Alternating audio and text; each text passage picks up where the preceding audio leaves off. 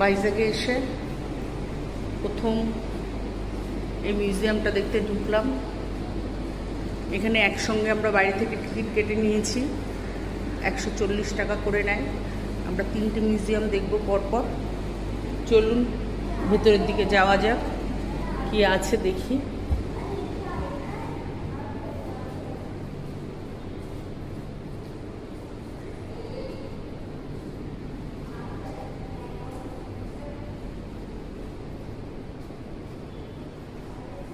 পুরো বিমানের মডেল করা আছে।